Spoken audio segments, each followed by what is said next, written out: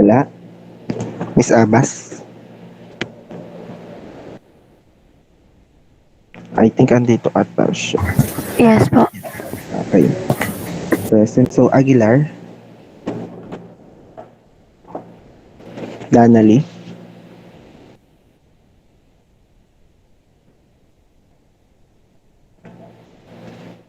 Wala.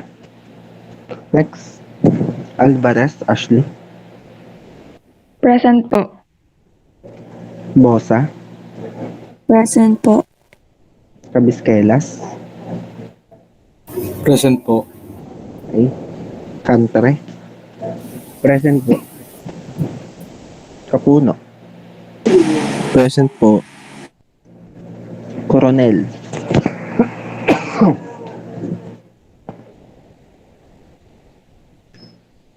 Julius? Wala. Letters. De Guzman? John Patrick? John Patrick. Present po. De Leon? Present po. De los Reyes?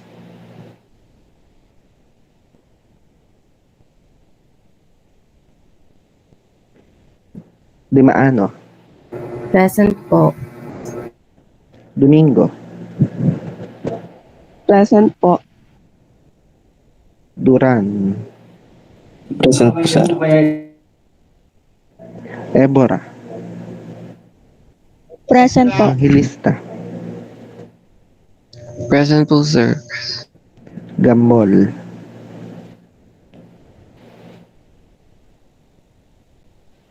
Present po, sir.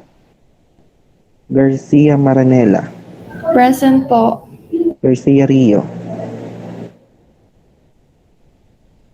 Present po. Rosano? Present po. Gilo?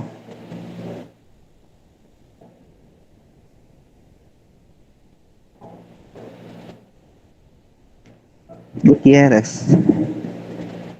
Present po, sir. Ilagan? Camero? Present po. Liobit? Present po. Magbuo?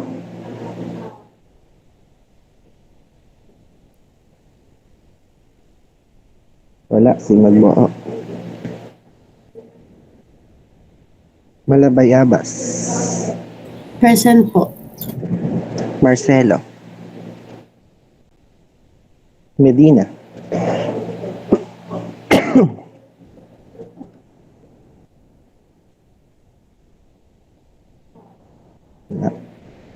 Mendoza?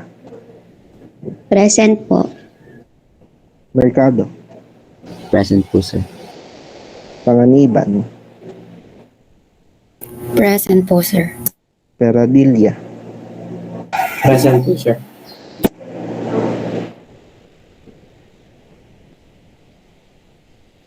Perez? Present po, sir. Plata? Present po, sir. Ramos? Present po, sir. Rasagaran? Present po. Saez? Present po. Salud? Present po. Sige? Present po. And De Feliz? Present po. Okay? Thank you. So, yung mga nag-message dito sa chat box, so nakita ko naman siya. Noted itong kay Miss Ilagan at kay Coronel. Okay?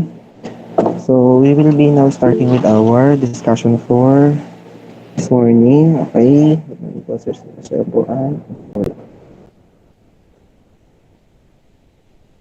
Okay, noted. Thank you for the information, Mr. De Guzman.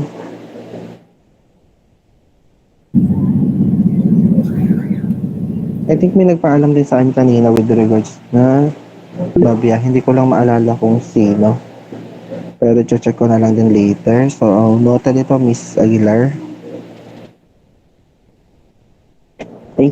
So, permission lang class ha. I'll be turning off my camera first and then I will be showing you my screen na para dun sa ating discussion. Would that be okay, class? Yes po. Yes po. Okay, thank you.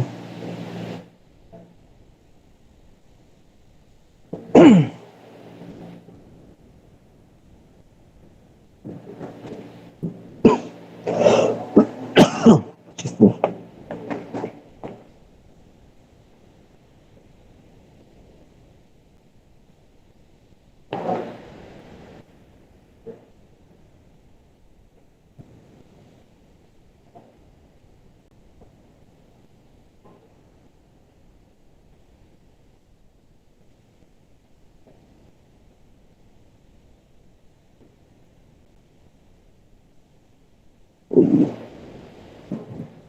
Wait lang.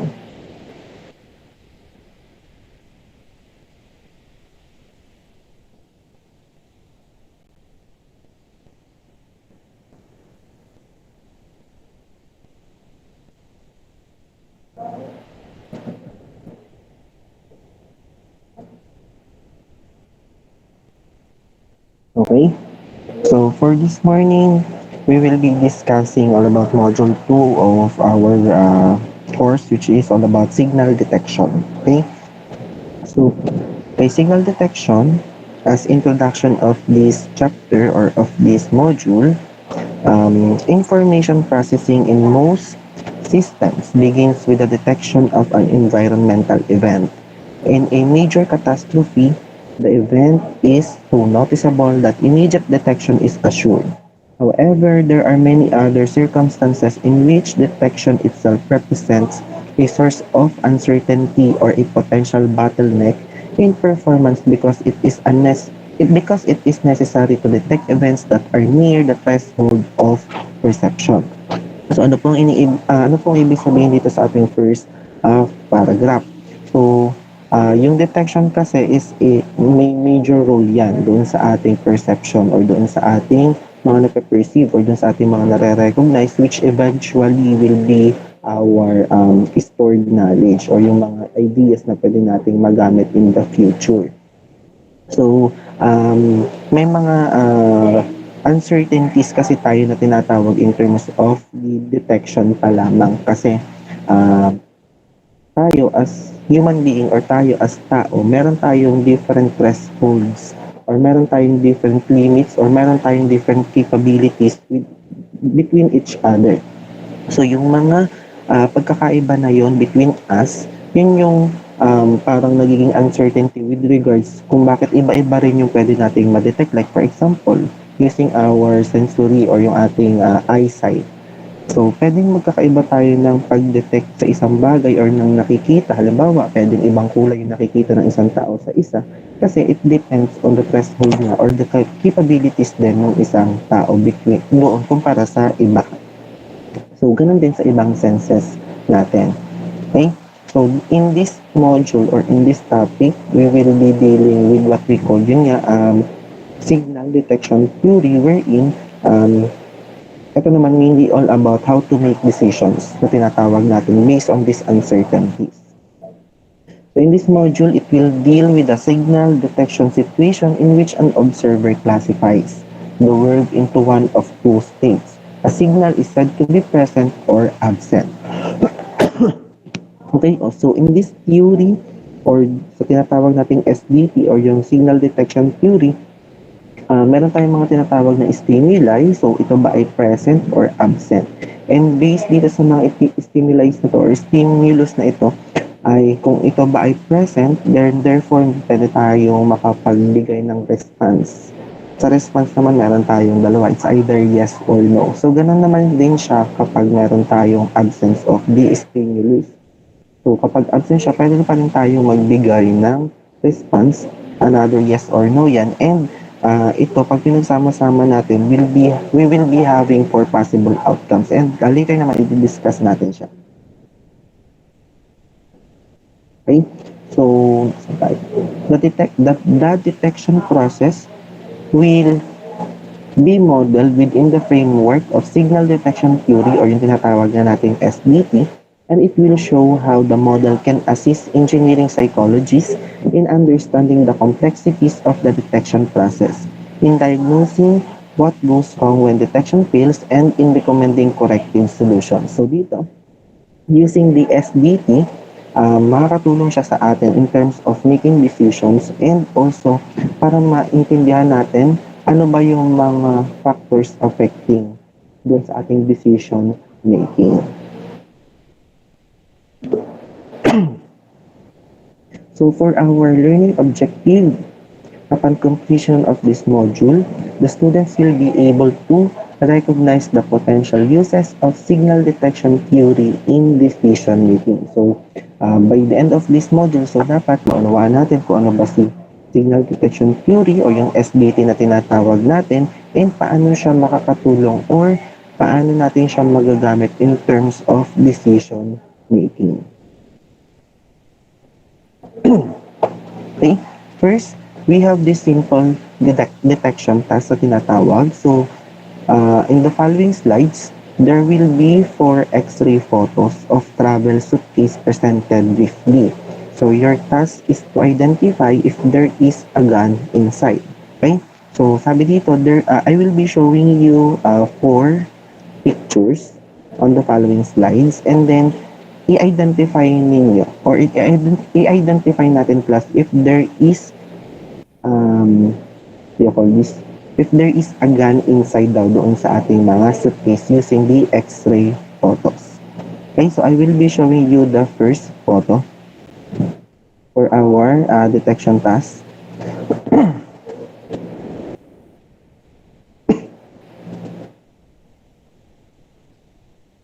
Down.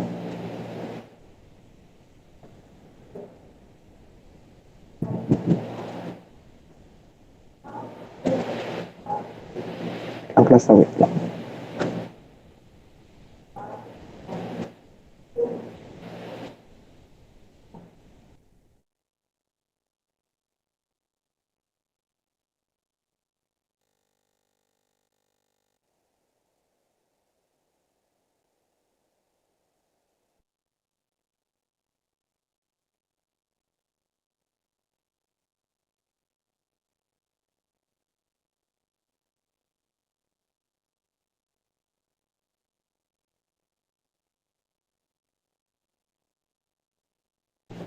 Sorry class, di lang agad nag-appear yung photo. So, nakirinig uli ako. Yes po, sir. Yes po, sir. Okay. Okay, thank you. Okay, so this will be our first X-ray photo. So, sinong pwedeng classify? Ano kaya yung pwede nyong nade-detect or nakikita based on the X-ray photo? And kung may nakikita ba kayo na gun based dito sa X-ray photo na ito? Anyone?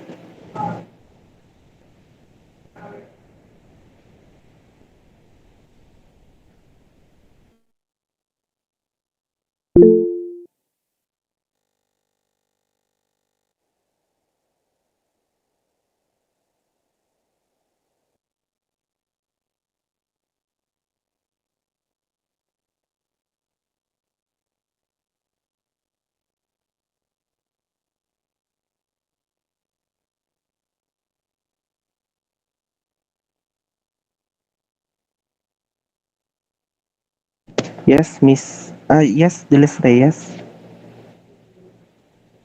Based po sa observation ko po, parang pong may pair of shoes po, tsaka po notebook. Pero wala din po akong masyadong, hindi ko po ma-recognize na may gun po dun sa X-ray. Okay. Parang Okay, wala naman po. Okay. Sige. Okay, thank you. So, sabi niya, may nare-recognize daw siya dito na parang notebook and also a pair of shoes. And also, based on her detection or based on her observation, so nasabi niya na walang gun dito. So, how about the others? Meron ba kayo nakikitang gun or ano pa yung nanonotice niya na gamit dito sa ating first suitcase?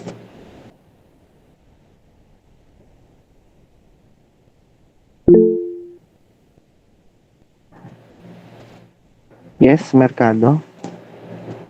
Ang na-notice, wala rin po ako nakitang gun, pero ang na-notice ko rin po na ibang gamit is yung lalagyan po ng eyeglasses, tsaka po yung eyeglass, which is mukha po siyang cellphone. Tapos, siguro po parang meron din pong mga earphones. Ay, yun lang po. Okay, thank you. So, yun.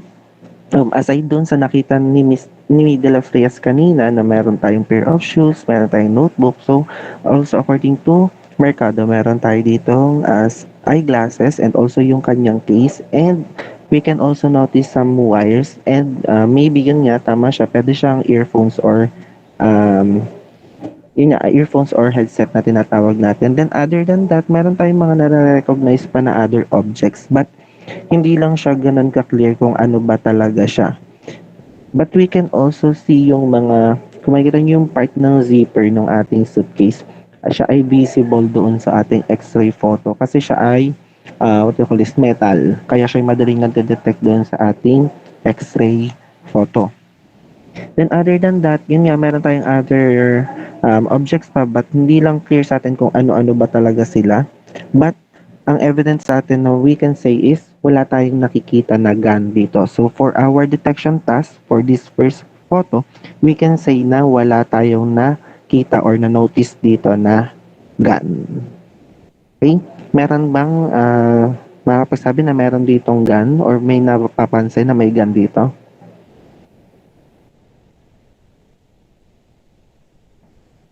Or lahat naman sang-ayon na walang gun dito? Sino nagsasabi na walang gun? Pwedeng mag-raise ng hand.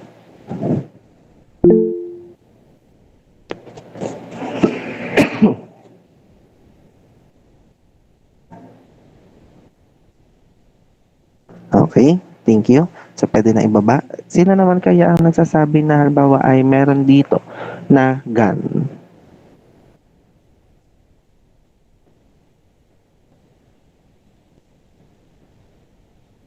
Okay.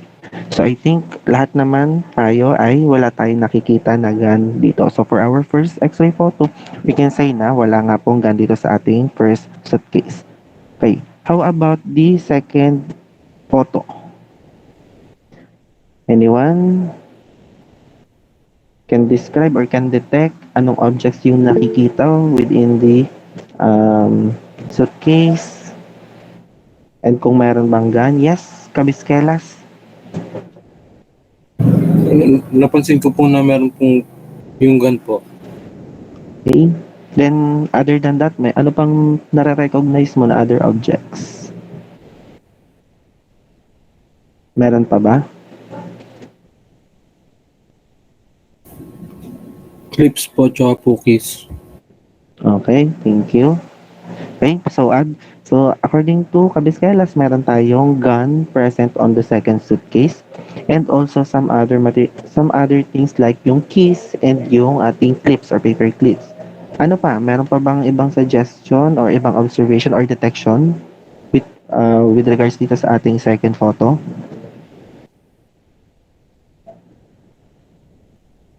Anyone?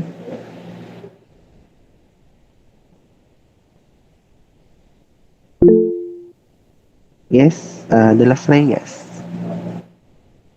Bale, may paper clip po, tas comb po, tas wire po ng earphones po at tas parang may undergarment din po. Pero hindi po sobrang. Meron pa? Meron pa ba? Okay, so I think wala na. Yan, thank you sa mga nagsasagot. Okay. So, yun nga, based on our second photo, pwede natin masabi that we can also detect yung ating comb. Excuse me. Then also, meron ditong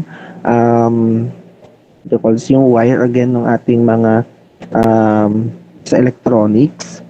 And then, yun. So, hindi ko siya agad napansin at first. So, tama, meron tayo ditong undergarment dito sa, ito, ilalim na portion, itong kulay orange. Hindi lang siya ganun ka visible. So, in our detection task na ito, we can say na, or masasabi natin dito, class, na yung ating pag-detect ng isang object will vary based on the uncertainty or the threshold that we set. Katulad nito, meron tayong makikita ng mga objects na clearly or malinaw. Agad natin masasabi, iyon paperclip, iyon gun, yung isang yon key. And then, meron tayong mga other objects na hindi ganun kalinaw or hindi ganun ka-clear. So, it takes time for the others to recognize it or para makita. Katulad ko, hindi ko agad siya na-recognize na meron palang ganong object doon. And it will differ from one person to another. Kasi nga, meron tayong different capabilities and we have different threshold na isinet din natin based on the senses na meron tayo. Okay? So, therefore, we can conclude on the second picture na meron tayong gun dito. How about dito sa pangatlong photo? Anyone who can describe and kung meron bang gun? Yes? Panganiban? Sa first tingin ko po, sir, is wala pong gun. Then may nakikita po akong mga things like zipper. Tas meron din pong parang battle yung sa background po. Then, I don't know po kung parang, tingin ko po parang car po yung nasa pinakamalaking part. Okay, thank you. So, yan, evident again dito yung ating mga zippers. Kasi, yun nga, as I mentioned kanina, yan ay metal. Then, I'm not sure lang din kung siya nga ay car. Pero, excuse me. Pero makikita natin sa kanya na siya ay clearly shown dito sa ating picture. Hindi lang tayo sure kung anong klaseng object talaga siya. Pero para kasi siyang madaming component. Kaya nasabi din siguro ni Miss Panganiban na siya ay parang car or toy car siguro kasi nga yung itsura niya. And then evident yung ating bottle of maybe ito yung soda or yung mga soft drinks natin. I think tatlo ito na medyo clear na hindi ganun ka-clear. Iba lang ang kulay niya, medyo ma-orange siya. And I think may nakikita pa ako dito, iba like parang batteries itong apat na ito. Yan. I hope nakikita niyo yung aking pointer. And then, ito, I think siguro ID siya. Yan. So, we can detect different objects again dito based on the photo. Since iba-iba din nga yung ating threshold. And, yun nga, ang ating assumption or yung ating conclusion with regards to the third photo ay wala tayong gun. I hope lahat naman yata tayo ay walang nakikitang gun for the third photo. Wala naman siyang yung malinaw or malabo na humuhulma or humuhugis na isang isang gun. Last photo tayo. Anyone makakapagsabi kung may ma-observe tayo mga objects and also kung meron ba tayong visible na gun dito? Yes, Digasman. Sa lower right po, parang may shoes po. And then in the middle po ay parang may sheets. Hindi ko lang po alam kung metal sheets yon or paper sheets lang. And then easily recognizable po yung gun on the lower left po. Okay, thank you. So yon, evident naman siguro class, kahit naman siguro sino sa atin, although malabo na lang talaga siguro yung mata, we can see clearly na nandito or visible yung ating gun in the lower left ng ating photo. And then tama naman siya, meron tayo dito mga sheets of hindi natin sure kung siya by paper or metal, but we can recognize it yung color blue. And also meron tayo dito, I think ito kasi ay shoe again, yung part na to, hindi ako nagkakamali, and some other objects pa na visible dito sa ating third dito sa ating fourth photo. So based on the four X-ray photos that I have shown you dito sa ating slides, so we can say or we can conclude na yung first and third photo ay wala, and then yung ating second and fourth photo yung merong gun doon sa ating X-ray ng ating mga suitcase.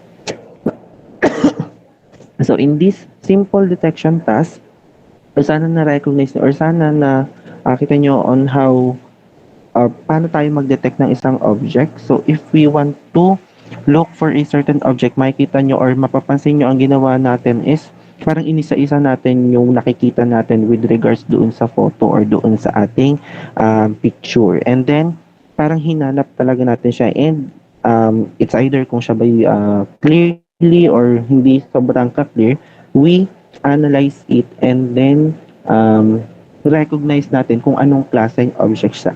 So, ganun yung ating kay detection. So, it is the act of noticing or yung ating discovering of something. So, tatandaan yun ha, kay detection. It is the act of noticing or yung ating pag-discover ng isang bagay. So, in this simple detection task, ang naging task natin is to detect if ever kung merong gun or wala. Kaya yun yung ating pinakahinanap. Dagdag information na lang kung ano pa yung other things na pwede natin makita with regards dun sa ating suitcase. Oops. So now, we will be discussing yung ating 4 outcomes of signal detection theory na tinatawag. So ito yung ating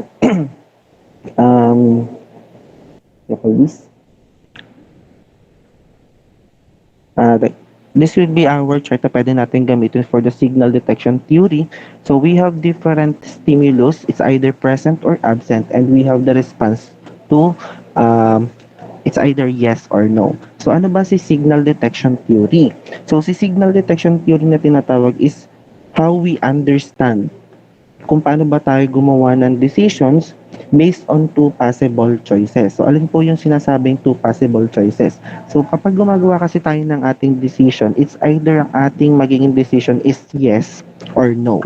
So in this case, ang tinatawag po nating choices is itong response. So it's either magre-response tayo ng yes or magre-response tayo ng no. And it is under uncertain conditions. Kasi nga, meron tayong mga different thresholds na isineset or meron tayong different thresholds from one person to another. So yun yung uncertain conditions na meron tayo. And nakaka-apekto yan doon sa pagbibigay natin ng response for our decision making. So another factor is yung tinatawag nating stimulus. So it's either present ba yung ating stimulus or yung energy for example or siya ba ay absent. And kapag atin na silang ipinlat dito, so dito natin makukuha yung ating 4 possible outcomes na tinatawag. Okay. So ano yung tinatawag nating 4 possible outcomes? So kapag present yung ating stimulus and then nag-response tayo ng yes, therefore ang ating pong decision is matatawag natin or yung ating outcome is matatawag natin na hit. Ano po ang ibig sabihin pag hit? It is the correct identification of something that you should say yes. Okay? So, ibig sabihin, nag-yes ka and dahil present yung stimulus na yon, you're supposed to be saying yes. So, therefore, hit ang tawag natin doon or tama yung iyong naging judgment or tama yung iyong naging decision making. Again, so kapag meron tayong present ng ating stimulus and then nag-yes tayo as our response, so ang ating outcome doon is a hit wherein ito ay correct identification of something you should say yes. While the other one, so meron tayong present stimulus, like for example, dun sa simple task natin, halimbawa lang, sa simple task natin kanina yung detection of gun. So nakita natin doon sa ating second picture and fourth picture meron. So present yung stimulus pero yung naging response natin ay no. So ang tawag doon sa outcome na yun is miss. Anong ibig sabihin noon? You miss something you should have said yes to. Like for example, ngayong ating second and fourth picture kanina, visible or meron tayong stimulus, present yung stimulus natin or merong gun doon sa ating x-ray vision. Pero ang naging response pa rin natin ay sinabi natin na wala. So therefore, mali yung ating naging judgment or mali yung ating naging decision making. So it is a miss. Kasi bakit siya miss? Kasi nga present naman siya pero ni-response pa rin natin siya as wala. So yung opportunity or yung dapat sinabi natin siya na meron ay na-miss natin. Can you follow? Yes po. Yes po, sir. Yes po, sir. Okay. Okay. So moving forward, meron pa tayong another 2 possible outcomes. Yung pangatlo naman is yung tinatawag natin na false alarm. So paano tayo nagkakameron ng false alarm? Ito naman kapag absent yung ating stimulus and then nag-response tayo as yes. So ibig sabihin mali yung ating naging judgment again. Kasi like for example, yung ating sa simple detection task kanina, yung ating picture 1 and 3, wala tayong na-notice doon na gun. So there is an absence of the stimulus or absence nung hinahanap natin na object. So therefore, dapat ang response natin doon ay no. But if we responded yes, then therefore, nagkameron tayo ng misjudgment or yung mali ang ating decision making. So ang tawag naman sa ganun ay false alarm. Kasi nga, wala naman siya pero sinabi natin na meron. Okay? So, yung panghuli naman is kapag absent yung ating stimulus and then nag-response tayo ng no, so ito ay tinatawag natin correct rejection. So ito ay tinatawag pa rin natin na tama yung ating naging decision making. So bakit? Kasi nga wala naman talaga yung object. So supposed to be, dapat ang sasabihin talaga natin ay no. So we properly said no to something that we should say no. So ang tawag doon ay correct rejection. Okay? So based dito sa apat na possible outcomes natin, so perfect performance occurs when no misses or false alarms occur. Kasi yung tinatawag nating miss at saka yung false alarm, yun yung maling judgment natin or maling decision making natin. So therefore, yung perfect performance natin na matatawag is kapag meron lang tayong hit and correct rejection. Wherein si hit nga po is yung present yung stimulus natin and nag-respond tayo ng yes, or either absent si stimulus wherein we responded no. So siya ay correct rejection. Can you follow? Yes po. Yes po, sir. Yes po, sir. Okay? So even in the simple task, kahit yung sa ating, for example, yung sa ating mga emails, so pwede natin siyang i-categorize. So ang ating decision making dyan, di ba sabi natin, under signal detection theory, we have two possible choices. It's either yes or no. So sa isang simpleng email, pwede natin siyang i-undergo ng signal detection theory wherein ang ating possible outcomes na yes or no is either kung siya ba ay good email or siya ba ay spam na message. So yung good email corresponds to our yes and yung ating spam email corresponds to our no. And then, pwede tayong may different possible outcomes again. So, kapag hit, normally kapag mga friends natin yung nag-email sa atin, and we recognize na sila yon, or sila ay talagang part ng, or nabawa sa ating organization, sa university, di ba gumagamit tayo ng GSUT account as our email? Kung mapapansin nyo, kapag yun ang ganamit natin, hindi naman siya basta-basta na pupunta sa mga spam. Kumbaga natatanggap siya kasi within a certain organization yung ginagamit natin na email. So, pwede natin masabi na siya ay hit. So, siya ay, ibig sabihin ay good email yung natanggap natin. So, pwede siyang maging miss kasi sometimes, hindi ko lang sure kung nangyayari din to sa inyo, pero sa akin naman hindi pa, na yung supposed to be, halimbawa may sinend si student na submission through email, so napunta siya sa spam. So, maybe because of the attachment itself or maybe because of the file that is included in the message na pwede siyang natag as spam. So, pwedeng yun ang mangyari. So, magiging miss siya. Kasi supposedly, there is a presence of stimuli. Supposedly, may ipapasa lang si student. Pero nangyari, maybe because of the file na recognize siya nung ating email na dapat siya sa spam muna. So, it can be a miss. And then, sa false alarm naman ay kapag meron tayong mga outside our organization na emails, yung hindi GSUT ang nagamit. So commonly, may absence ng stimuli kasi hindi natin masasabi if that is through email. And then minsan natatanggap pa rin natin siya. So that can be a false alarm kasi baka ito ay mga hackers or baka ito ay may mga anomalies doon sa email. And ganun din naman sa ating correct rejection. So mapapansin nyo yan, try nyo din i-visit yung inyong mga email, baka may mga spam messages. So sometimes yan ay nagda-direct na kasi nga there is a absence of the stimulus and then response na agad natin siya as no or as a spam email. So even in that simple, isipin nyo, email lang siya pero pwede siyang mag-undergo or pwede natin siyang classify under the signal detection theory. Another example sa mga eroplano, pag medyo na tayo, medyo complex na. Katulad kanina, yun sa mga suitcase natin, yung pag-recognize total weather kung mayroon ba dyang mga harmful objects sa ating mga suitcase. So yan, evident na ginagamit natin dyan, pwede si signal detection theory para malaman natin whether, yun nga, mayroong isang dangerous object dun sa ating mga suitcase. Para siya ay magamit natin dun sa ating mga aviation companies or dun sa ating mga, what do you call this, sa ating mga airports. So, kahit naman din sa ibang mga companies, for example, or sa ibang mga areas, meron din tayong mga pang-detect ng mga ganyan.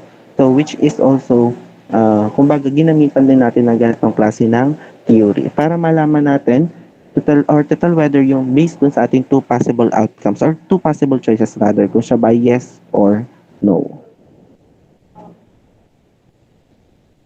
Okay, so performance is a function of two properties of the observer. So how well the observer perceives stimuli or sensitivity na tinatawag, and how does the observer choose to respond or yung tinatawag natin na criterion. Okay? So kumbaga yun yung dalawang factors na makaka-apekto in terms of the signal detection theory. So papansin nyo naman yan kahit dun base kanina. So kung meron ba tayong stimuli or stimulus, it's either present or absent. And dun sa ating response is makaka-apekto din siya kung siya ba ay magiging hit, correct rejection, etc. based dun sa ating response kung siya ay naging yes or no. And that is tinatawag natin ngang criterion. So tatandaan nyo, yung sa ating stimuli is yung, or tinatawag natin sensitivity, then yung sa atin namang pag-respond or yung ating naging decision is yung ating criteria na tinatawag.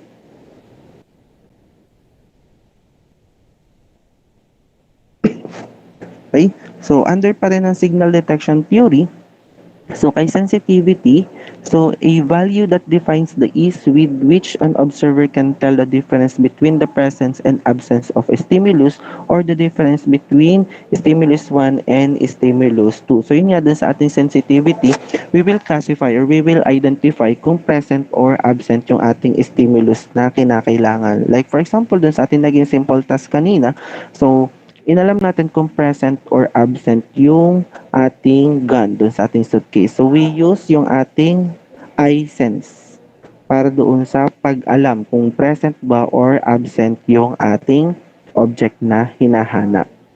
And then, other than that, may mga other objects pa nga tayo dun sa ating mga suitcase. So, inalam natin yung pagkakaiba between doon sa ating mga objects. So, through the use pa rin yan ng ating sense of sight, and then recognize lang natin kung anong klaseng object siya. Siya ba ay gun, siya ba ay sapatos, siya ba ay undergarment, siya ba ay headset, and etc. And based from that, makakapagsabi tayo kung present ba or absent yung ating stimulus. Can you follow? Yes, po. Okay? Then to continue, then yung tinatawag nating criterion, so it is an internal threshold that is set by the observer. If the internal response is above criterion, the observer gives one response.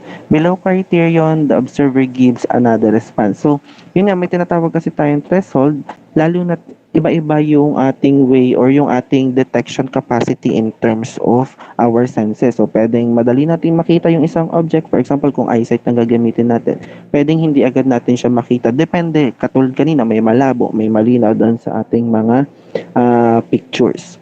So, there is a threshold that is being set by the observer, and nakabase din yan doon sa capabilities ng ating mga senses. So, based on the threshold, pwede natin masabi or doon tayo magkakameron ngayon ng basis for the recognition natin ng object based on the stimuli. Kung siya ba ay present, so pwede natin siya ma-response na yes or no, and kung absent naman, pwede rin natin ma-respond kung yes or no. So it differs or it depends on the threshold that we have set based on our capabilities also. So decision making, so signal detection theory provides a precise language and graphic notation for analyzing decision making in the presence of uncertainty. There are two main components to the decision making process, which is the information acquisition and the criterion. So dito sa decision making, magdedepende rin tayo dyan sa ating mga dun sa ating sensitivity and also doon sa ating criterion. Kasi syempre, yun nga, kung present or absent yung ating stimulus, and then based on the response that we can make based on that stimuli, so doon magbe-base yung ating decision making kung siya ba ay naging perfect performance or tayo ba ay nagkameron ng miss or false alarms. So under signal detection theory pa rin tayo. Sa figure 1 shows a graph of two hypothetical internal response curves. So yung ating first curve, ito. So yung tinatawag natin distribution of internal response when no tumor is present, and the other one is distribution when tumor is present. So ito ay pwede siya nag-correspond doon sa ating doon sa ating stimulus. So pwede nating masabi na itong first graph na ito will be yung para sa ating stimuli which is absent. And then for the second one, itong mas malayo, yung kapag siya naman ay present. And it will, itong diagram na ito will help us later, or yung itong graph na ito will help us analyze yung sa ating 4 possible outcomes. Yan. So the role of the criterion, yung tinatawag natin criterion or yung threshold, like for this one, isinet natin na yung ating criterion or yung ating threshold is itong line na ito. Not totally in the middle of nung ating dalawang graph, but for example, isinet natin siya in this area. So kung makikita nyo, ito yung sinet natin na threshold, and then we shaded itong sa part na ito. Ito pong shaded part na ito, itong shaded graph na ito corresponds doon sa ating with stimulus o yung present yung ating stimuli. Okay, so wag malilito ha. Itong naka-shade na graph na area, ito po yung present yung ating stimuli. And then, magkakameron tayo ngayon ng ating judgment ng yes or no. So under this criterion threshold, so yung beyond dito or yung lagpas dito sa ating threshold, yun yung masasabi natin na yes. So therefore, lahat ng beyond nung ating criterion response or nung ating threshold is itong shaded part na ito is masasabi natin na hit yung ating naging outcome. So ano nga po si hit? Kapag po present yung ating stimuli and kapag po tayo ay nag-yes. So we have the correct identification of something that we should say yes. So ito po yung part na iyon. And then the other one naman is kapag may presence tayo ng stimuli pero yung may naset nga tayo na criterion threshold, and kapag hindi natin na-meet itong threshold na ito or yung hinahanap natin, therefore ang conclusion natin ay no siya, or dahil nga hindi siya na-meet, hindi natin, for example, ina-expect natin na ganito, hindi nga niya naabot yung expectation. So nandito siya before our criterion. Kaya ito pong part na ito, shaded pa rin siya kasi nga siya ay part pa rin ng ating may presence ng ating stimuli, pero since hindi siya nakaabot dun sa ating criterion, siya ay na response natin as no. Kaya siya ay na-categorize natin as a miss. Wherein kay miss, ang atin po doon is meron tayong presence ng stimuli but we responded no. So, you miss something you should have said yes to. Okay? Naunawaan po ayun class or nalilito? Gets naman po. Clear naman po. Okay? Okay, thank you. So yun na, yung shaded part na ito, itong pangalawa, ulitin ko lang, ito po yung ating present ng stimuli or yung stimulus natin. Ito pong line na ito corresponds to our criterion or yung ating threshold per individual na isineset po natin. Okay? So yung beyond nung ating threshold and present yung ating stimuli, so that will correspond to hit. And then, yung atin namang below the criterion response, but still meron tayong presence ng stimuli, so that will correspond to our miss. And then, on the other hand, so for example, yun pa din, we have two graphs yung that corresponds to our absence and presence of the stimulus, and then yung ating criterion response, or yung ating threshold na na-line dito. So dito, ang sinade naman natin is yung ating absence ang stimuli or absence yung ating mga stimulus.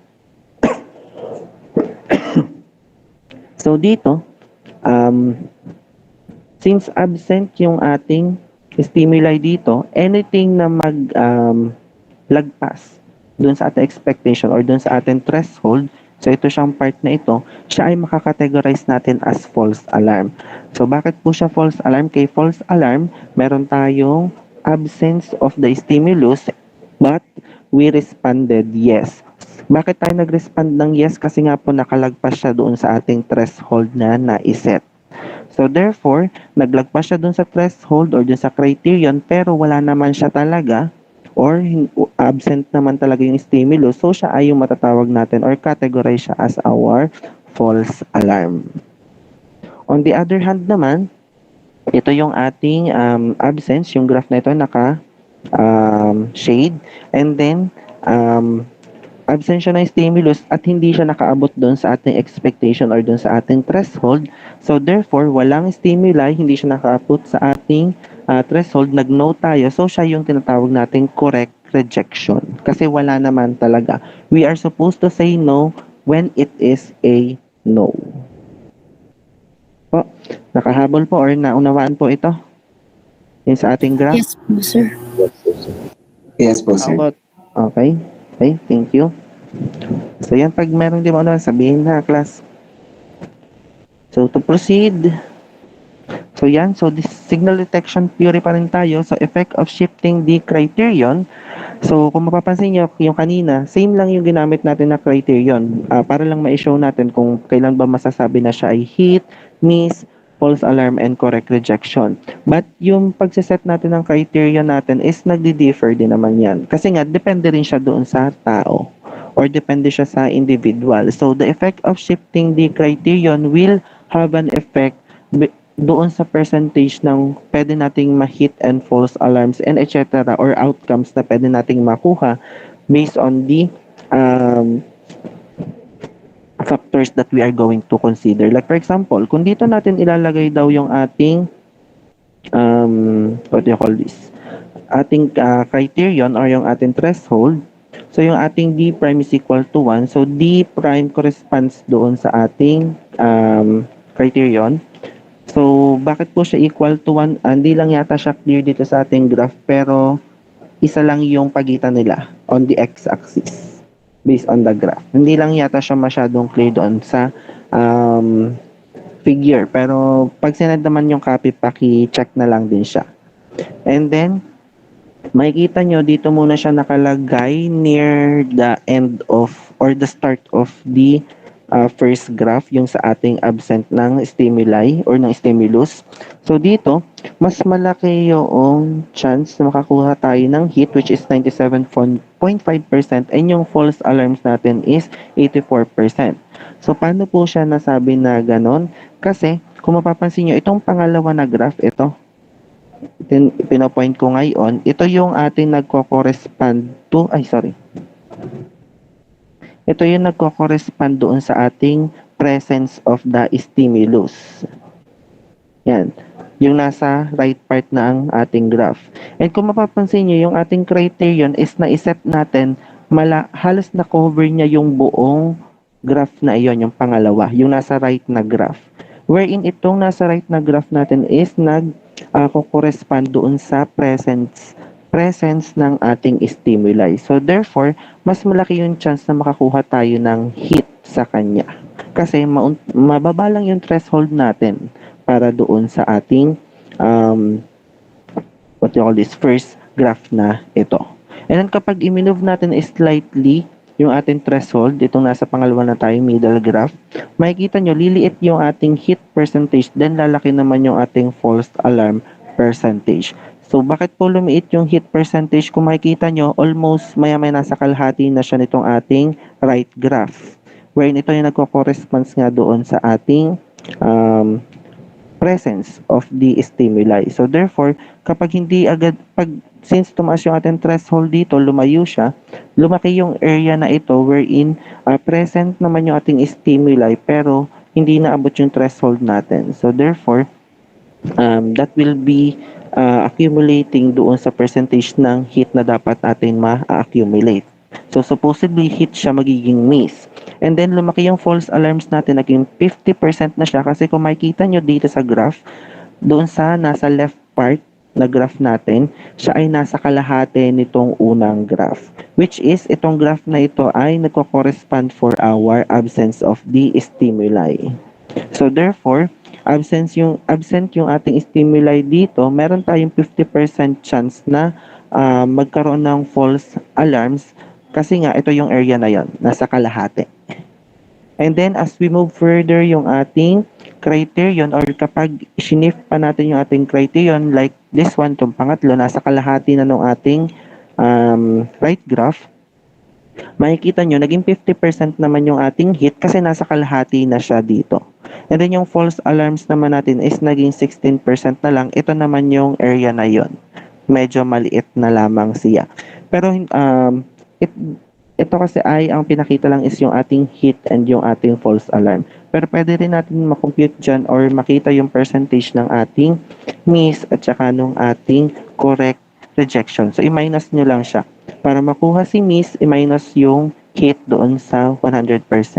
Para makuha si correct rejection, ay i-minus si false alarm kay 100%. And yun yung makukuha natin para sa ating miss and kay correct rejection based dito sa ating hits and false alarms. So ano ba yung ibig sabihin nito? Pinapakita lamang na yung pagbabago or yung epekto ng ating paglilipat or pag-change ng ating criterion or ng ating threshold will have a great or magkakameron siya ng malaking impact doon sa percentage na pwede nating makuha na outcome for our detection theory or for our detection process or dun sa ating pagbibigay ng decision making. Okay? Naunawaan po ayon? Yes po. Yes po, sir. Yes po, sir. Okay. So next. So under this signal detection theory pa rin naman, we have what we called ROC or yung the receiver operating characteristic. So ito naman ay yung kanina yung D prime of 1. So pwede rin naman siya na hindi equal to 1. Like katulad ito pangalawa, we have D prime is equal to 3. Wherein it corresponds doon sa pag-overlap ng ating ating presence and absence of the stimuli. So kung makikita nyo, so paglaki ng ating paglaki ng ating gap between the two, so yung sa pagsiset din natin ng criterion, so magkakameron ulit siya ng panibagong value para dun sa ating hit and dun sa ating mga false alarms and even doon sa ating mga miss and correct rejection. Okay? So yung percentage mababago ulit siya based on the value nitong ating D prime. Okay? Yan. So SDT or yung ating signal detection theory assumes that there is no single absolute threshold and detection depends on a person. So yun nga, wala tayong pwedeng sabihin na ito lang yung single threshold na pwede nating iset kasi it differ or it also depend on the person capabilities and other factors like katulad ng experience. So iba-iba tayo ng experience, iba-iba tayo ng mga pinagdaanan, iba-iba tayo ng mga nakukuha na knowledge and skills. So expectations, so iba-iba din yung ating expectations sa isang bagay. And yung expectations din natin is naka-base din naman dun sa kung ano yung kakayanan natin or yung ating capabilities or capacity. Also, we have different motivation per each person. So nakaka-apekto din yan or that would be also a factor that can affect yung ating pag-detect ng isang object. Kasi if we are mas motivated compared to the other one, it will be easier for us to detect a object or something other than doon sa mga tao na, syempre, kapag hindi ka motivated, wala kang eagerness, wala kang determination, or hindi ka ganun ka pursigido. And then also, yung ating level of fatigue will also affect yung sa ating pag-detect or dun sa ating detection process. Kasi if a person is sabihin na natin na mataas yung level of fatigue or siya ay pagod na pagod. So it will also affect yung performance ng kanyang mga senses. It will affect yung performance ng the whole process, yung pagtatransmit ng signal hanggang doon sa ma-process, ma-recognize ni brain yung ating mga stimulus na nai-send ng ating mga senses. And hanggang sa siya ay ma-store natin. So, apektado lahat yan. Kasi hindi 100% in good condition yung katawan natin or yung tayo as a person. So, it will also be a factor para doon sa ating detection process. So, therefore, kaya itong mga yung threshold na sinasabi natin or yung criterion para doon sa ating SDT ay hindi natin may set as one only or a single absolute threshold. Kasi nga, it differs or it depends on it depends on the person capabilities and limitations also. Is that clear po? Yes po. sir. Yes po, sir. Okay? So, next. So, ngayon ay mag-proceed naman tayo doon sa tinatawag nating sensation and perception. Sige nga, anyone who has an idea lang, anong pwedeng pinagkaiba ng sensation and yung ating perception?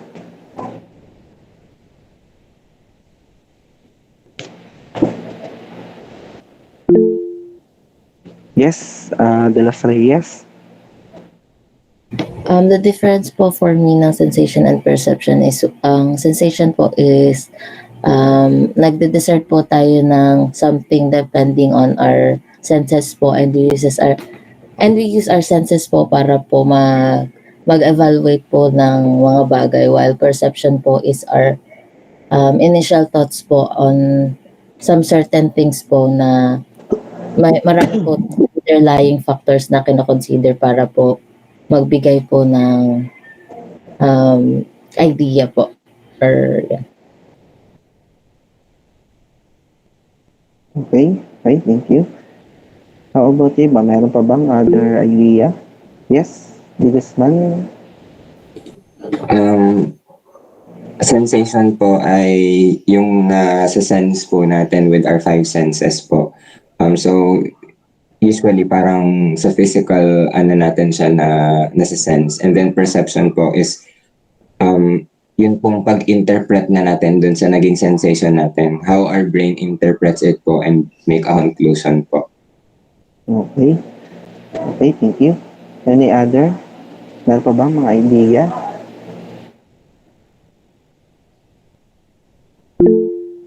Yes, Panganiban? Same with Pat po, yung sensation po ay yung process po from our eyes, ears, nose, and skin and tongue po. Then yung perception naman po is yung process po sa ating brain. Okay. Meron pa? Meron pa bang gusto sumagot?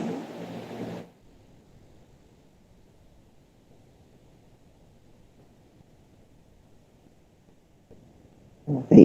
So, yung mga sagot naman nila is correct.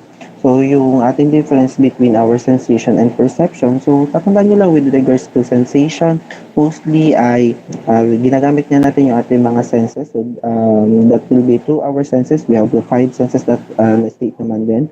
And also, yung process nito is yung from the stimulus or yung mga energy na tinatawag natin. Like, for example, kung yan ay through our eyesight, so meron tayong mga tinatawag na light waves. So kung sa atin namang smell, meron tayong odor. Kung sa ating hearing, meron tayong sound waves, and etc. So that will be, ito yung tinatawag natin yung baga na energy, which will send the stimulus or ito yung magsasend ng stimulus to our brain para siya naman yung i-process natin kung ano nga ba siya. Where the perception naman is yung tinatawag nating interpretation o yung pag-recognize natin from this stimuli or from this energy kung ano nga ba siya or inuunawa natin ano ba yung nakita natin, ano ba yung naamoy natin, and etc. Okay? Clear po tayo doon. Yes po, sir. Yes po, sir. Okay? Okay?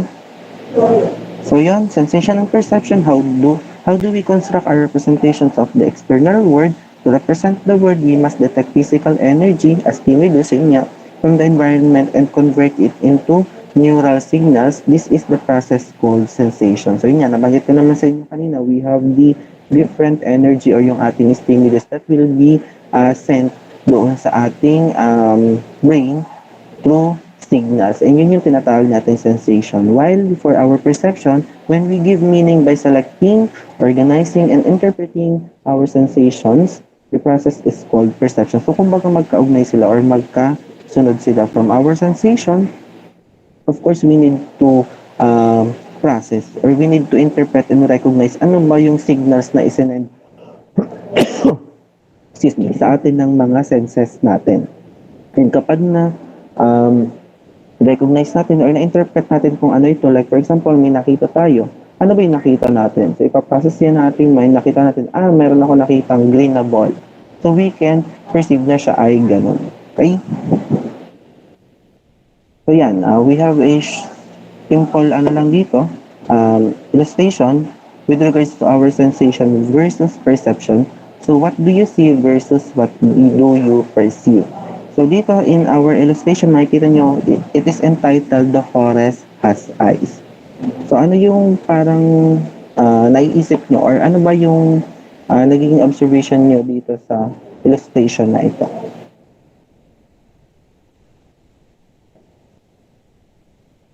Anyone? Pwede niyo pasok siya. Ano ba yung parang ano ba yung nakita niyo in terms of our sensation? Ano yung na-perceive niyo dito sa illustration na ito?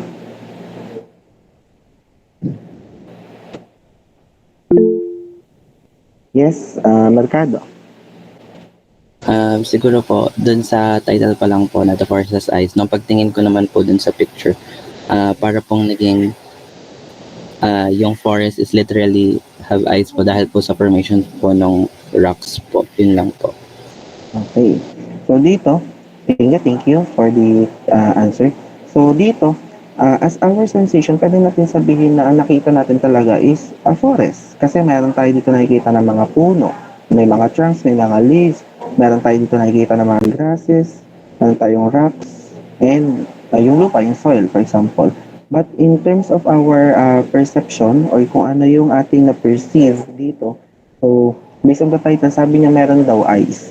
So kung ating kasing i-analyze or i-interpret ng maayos yung ating nakita, yes, meron tayong mga nakita ng mga ganong objects. But if we interpret it more, or if we recognize yung formation, tinatawag ng mga rocks nga ng ating mga leaves and etc., makikita natin na parang may mga eyes, parang may mga faces doon sa ating forest na na-form. And kung makikita nyo, hindi lang siya isa, but ilan ba yung pwede natin nakikita dito? Ako kasi I think ito, 1, 2, 3, 4, 5, 6, 7, 8, 9, 10, 11, 11. I think yan, 11 or pwedeng depende, pwedeng mas madami pa siya. Depende kung paano natin in-interpret or ni-recognize yung na-sense natin.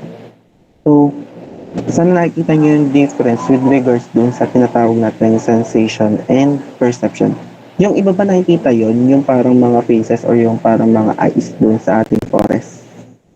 Meron bang hindi ma-recognize yun kung sakali? Raise na ng hand yung hindi makita yung pagkakaiba or yung mga faces or yung mga eyes. Meron ba?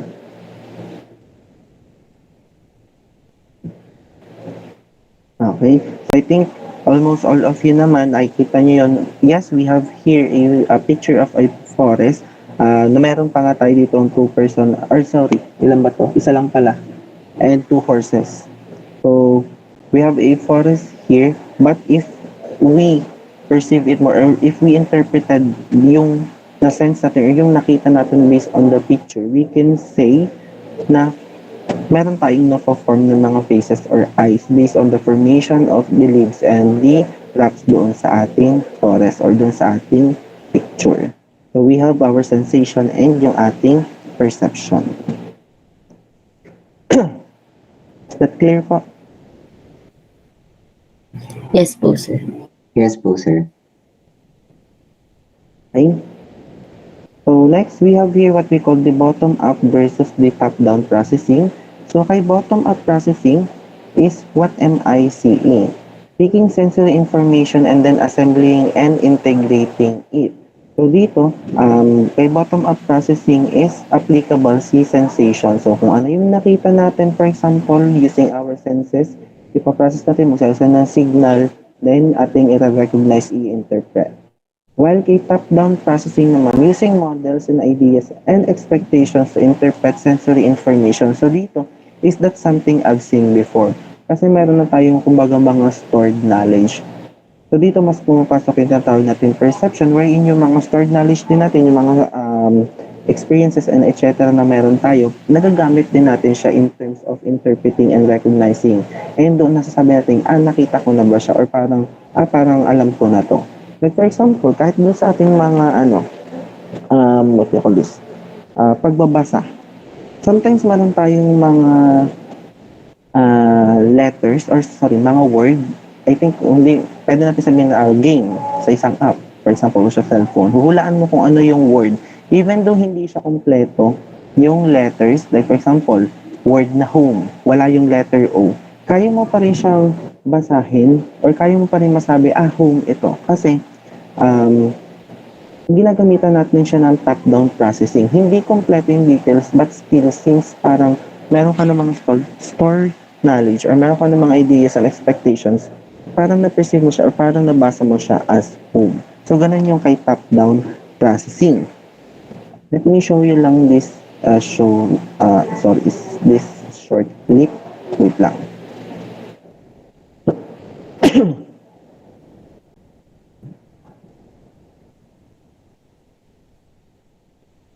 I will be showing you lang a short clip para mas clear itong kay bottom up and kay top down.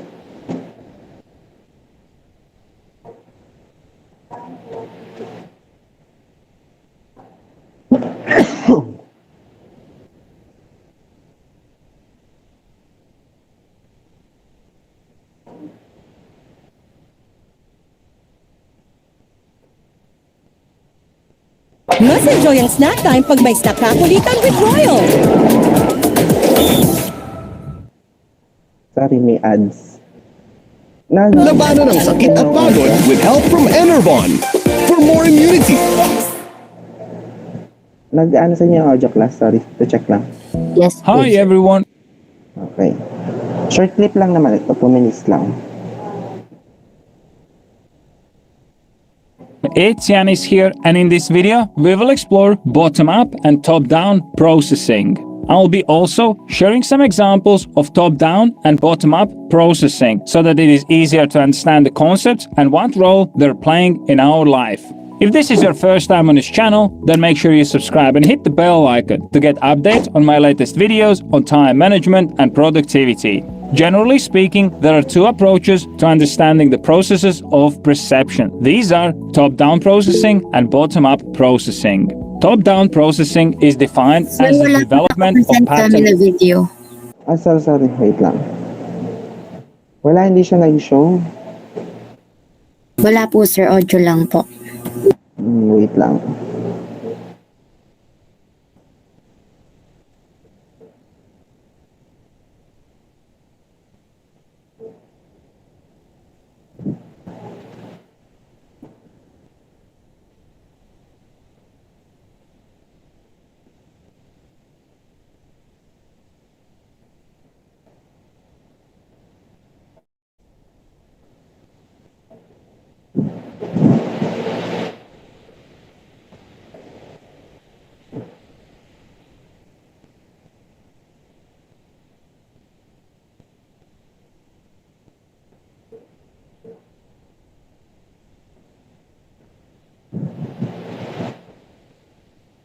Meron na ngayon?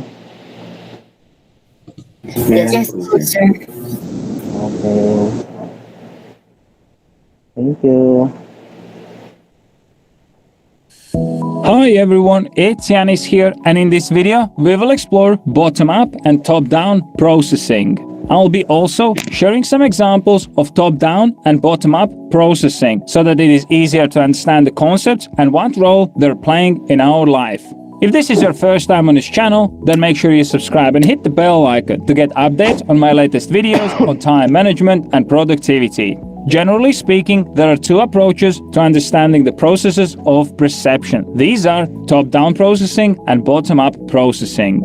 Top-down processing is defined as the development of pattern recognition through the use of contextual information. When we utilize top-down processing, our ability to understand information is influenced by the context in which it appears. If I showed you these three letters, you could guess the entire word based on available information, as top-down processing uses previous experiences and expectations. Top-down processing is the process of using contextual or general knowledge to understand what we actually perceive.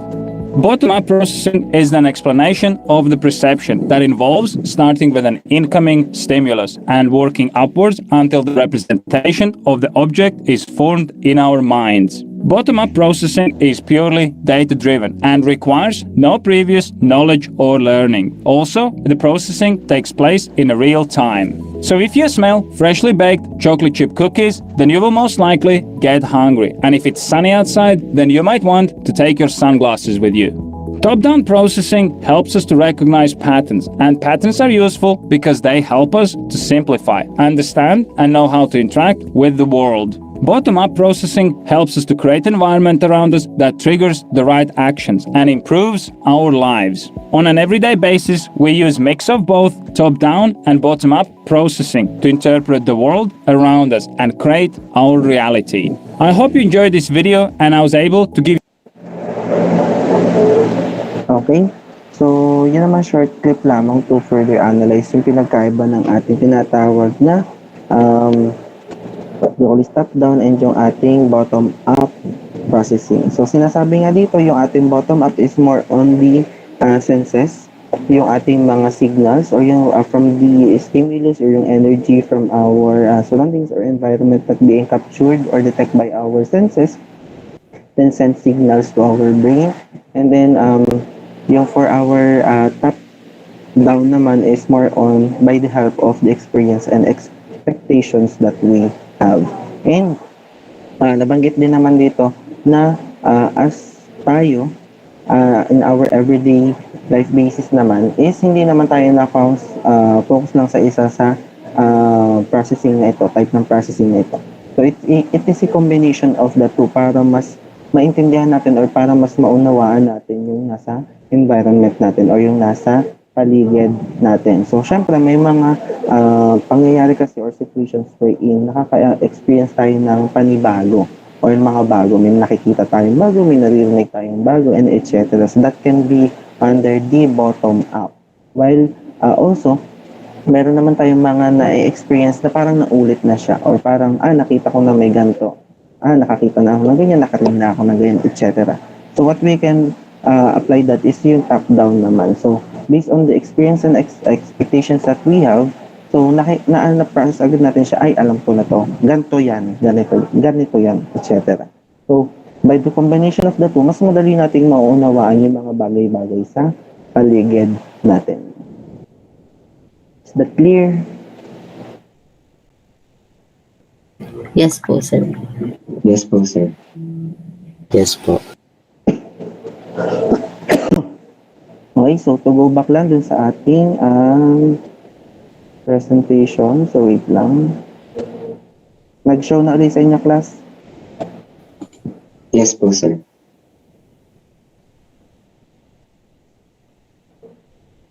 Yan. So another example of top-down processing. So sinong pwedeng magbasa nito? Ito ay example lang naman ng top-down processing.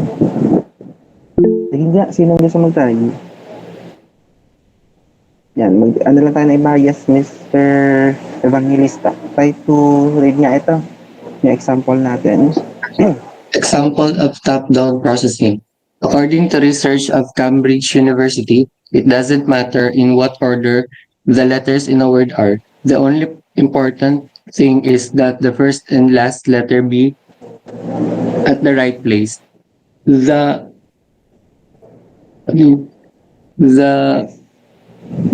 rest can be a total mess and you can still read it without a problem. This is because the human mind does not read every letter by itself but the word as a whole. Okay? So, this is an example of a top-down processing. Aside dun sa ipinakita kanina sa video, I thank you, Mr. Evangelista. Aside dun sa kanina sa video, yung example na yung home nga, na wala yung letter O, but still we can read it as home kasi we have yung our different experiences and expectations that we use para ma-perceive or para ma-process natin yung information. So, ganun din dito sa example na ito, wherein, kompleto yung mga letters natin but in a jumbled or ito ay hindi in order. But still, yun, binigay na rin naman yung explanation with regards dito sa example na ito. So, kung ano yung binasa natin, it is the explanation itself na rin na ang importante sa atin as part of the top-down processing is that hindi man siya sunod-sunod but at least ay tama yung ating first and last letter, then we can read it properly pa rin.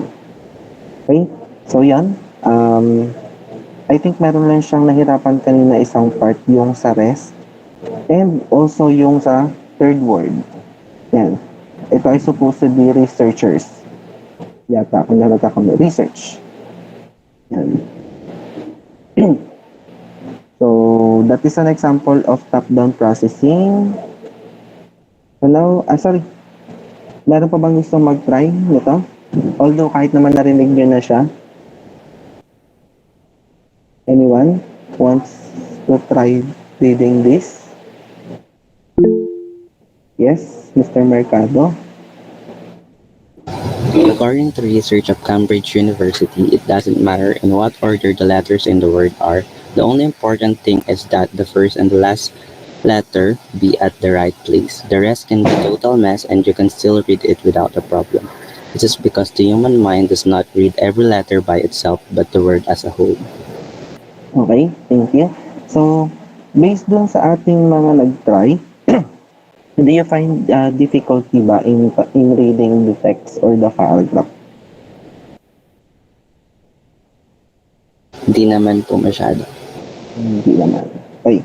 So, yun nga, hindi naman din niya siya ganun kahirap basahin based on the explanation itself na rin. Kasi nga, also given here that because nga our human mind does not read every letter na daw. It, kumbaga, yun nga, based on the knowledge or the idea that we have based on our expectations and experiences from the past or before, so we use that stored knowledge para maunawaan natin, ma-process natin kaagad, and ma-recognize natin, ma-interpret natin ano ba yung mga letters na to, even siya jumbled, may intindihan natin kaagad siya. And that is an example of top-down processing.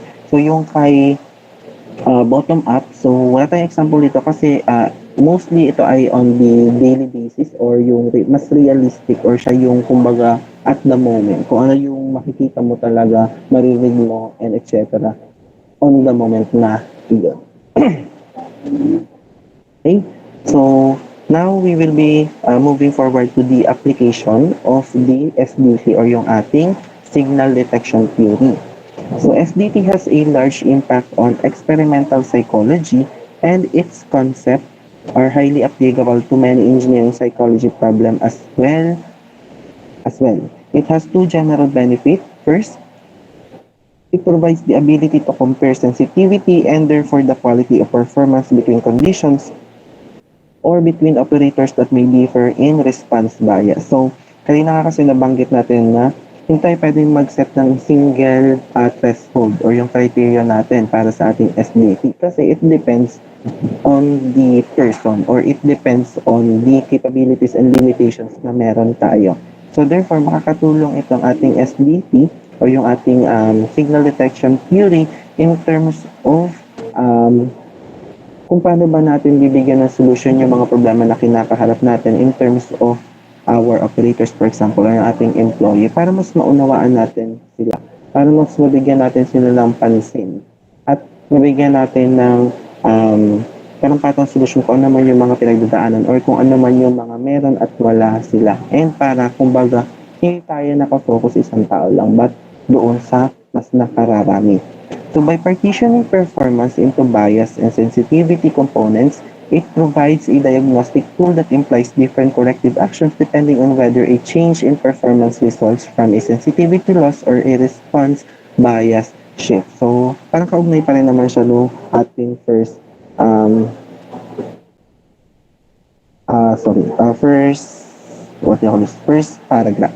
So, yun nga, nakakatulong siya in terms of helping yung ating pag-unawa or yung understanding natin sa ating kung paano mag-isip ng isang tao, kung paano mag-perceive yung isang tao, which will, kung tayo nasa isang company, kung tayo nasa isang institution, will be a big factor kasi kung paano mag-isip or kung paano magtatrabaho yung isang tao ay maapektuhan yung productivity or yung performance ng company as a whole also. So, applications of SDT to real-world tasks. First is we have the medical diagnosis. So, the jurisdiction of medical diagnosis is a fruitful environment for the application of SDT. So, abnormalities like in diseases, etc. are either present in the patient or they are not, and the physician's initial task is often to make a yes or no decision. So, yun nga dito, kapag sa mga medical diagnosis, we have pwede nating i-apply itong ating SDT wherein we have to respond whether yung ating bang dinadiagnose is either meron bang siya ba yes or no based on the different stimuli and also doon sa ating response na pwedeng ibigay. And kung nowadays naman, marami naman din tayo mga equipments or apparatuses that can help yung ating mga nasa medical field para doon sa decision making nila. So we have yan, katulad ng mga x-rays, so which will trace or help yung ating mga medical practitioners in terms of giving diagnosis kung okay ba yung for example yung sa baga ng tao or hindi. So that will help them to identify, to detect yung sa kanila kung ano man yung issue na gustong bigyan pansin ng ating patient, for example. So the strength of the signal and therefore the sensitivity of the human operator is related to factors such as the salience of the abnormality, the number of converging symptoms, and the training of the physician to focus on relevant cues. So, pag sinabi natin class na salience ay ito yung kumbaga quality ng pagiging noticeable ng isang bagay. So, kung siya ba ay madaling ma-notice or hindi. So, yun yung mga different factors also na makaka-apekto para dun sa strength of signals na pwedeng magamit natin in terms of giving decision, especially dito sa ating mga medical field or sa ating mga medical diagnosis. So, ito naman is just some applications of our SDT in a real world scenario. Yan. Recognition, memory, and eyewitness testimony. Ito naman ay kapag sa mga may kinalaman na doon sa, for example, sa mga crime or sa mga law. So when applying a SDT to recognition memory, the participant is not assessing whether or not a physical signal is present, but rather decides whether or not a physical stimulus was seen or heard at an earlier time. Kasi siguro naman kahit pa paano nakakapanood kayo ng mga movies kasi hindi, alam naman tayo nakapunta na sa isang hearing, but hindi ko naman sinasabing pwede may possibility pa rin. But commonly, ito yung na-notice or pwede nyo nakikita sa mga movies na magkakameron tayo ng mga witnesses for a certain hearing or mga crimes. So, dyan, yan, nagkakameron ng pagtatanong, ano yung mga nakita, ano ba yung mga na-notice niya doon sa for that specific situation na kanilang pinag-uusapan. So, also, applicable daw yung ating SDT sa mga ganong pangyayari or ganong klase ng situations. And dito daw, yun nga, they are not assessing whether or not a physical signal is present, but rather decides whether or not a physical stimulus. Kasi ito ay kumbaga nangyari na rin before. So, parang dito kung mayroon ba or anong mga ganong bagay sa pangyayaring iyon. So, one important application of SDT to recognition memory is found in the study of eyewitness testimony, which represents a subset of the growing applications of psychology to the law. So, the witness to a crime may be asked to recognize or identify suspect as the perpetrator. Or kung, for example, yun ba yung pwede niya masabi na nakita niya doon sa crime scene or etc.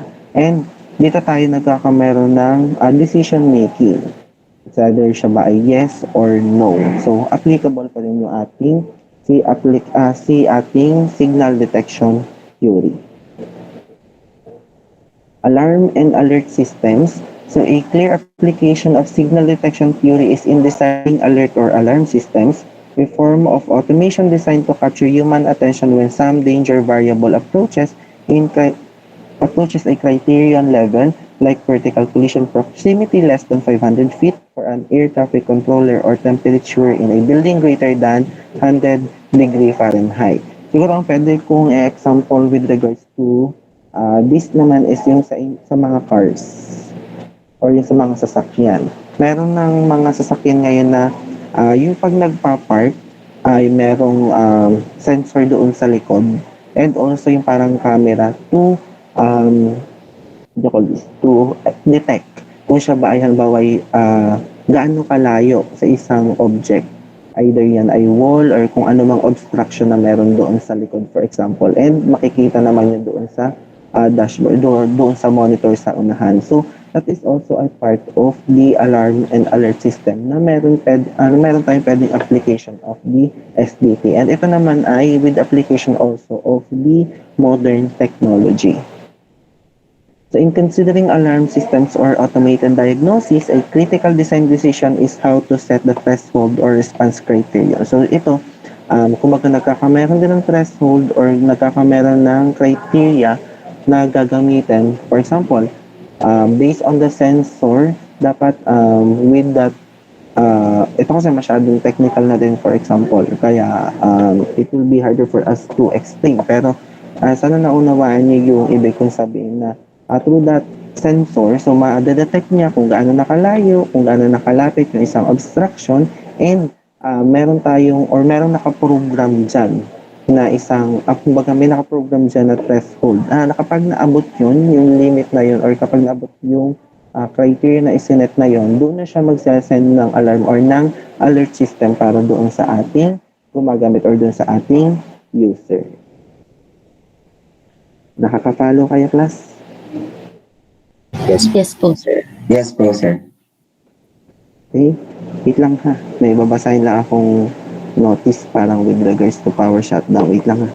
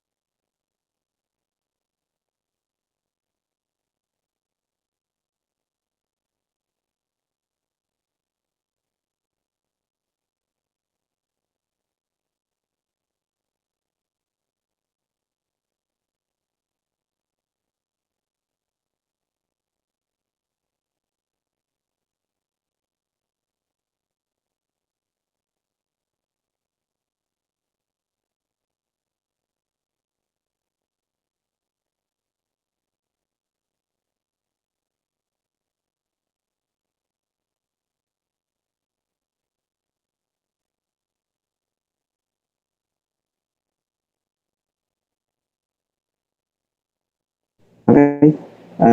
Sorry class ha, at nag-interrupt ako ng kanina klase. May binasa lang ako notice kasi baka biglang today pala yun. Pero parang hindi naman. Okay? So to continue ang ating discussion,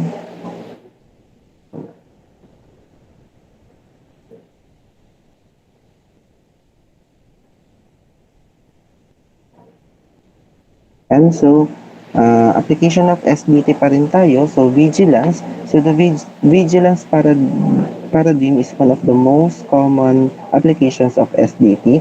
So, vigilance is the state of being watchful or alert for danger or some other kind of trouble. Or ito yung act of being careful na tinatawag natin. So, in the vigilance paradigm, the operator is required to detect signals over a long period of time, referred to as the watch, and the signals are intermittent, unpredictable, very rare, and usually of low salience, such as the airport security inspector who examines X-ray, carry-on luggage, yung katulad ng kanina, or the quality control inspector who examines a stream of products. Like for example, yung mga sheet metal circuit boards to detect and remove the rare defective or flawed items. So ito commonly kapag pwede example nito yung sa vigilance is that kapag tayo involved doon sa isang process or isang task na kailangan nating magkaroon ng focus or kailangan nating magkameron ng alertness.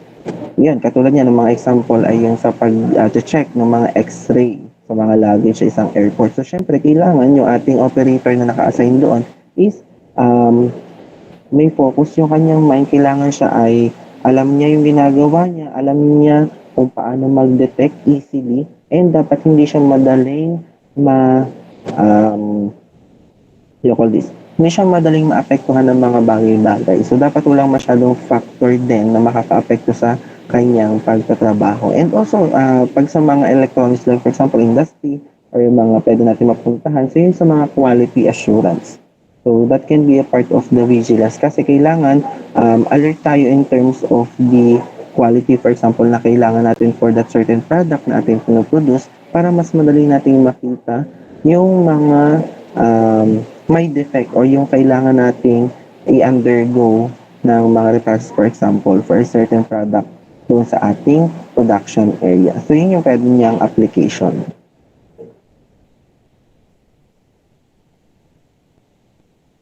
Okay? Any question pa or clarification doon sa naunang parts? Wala naman po, sir. Okay?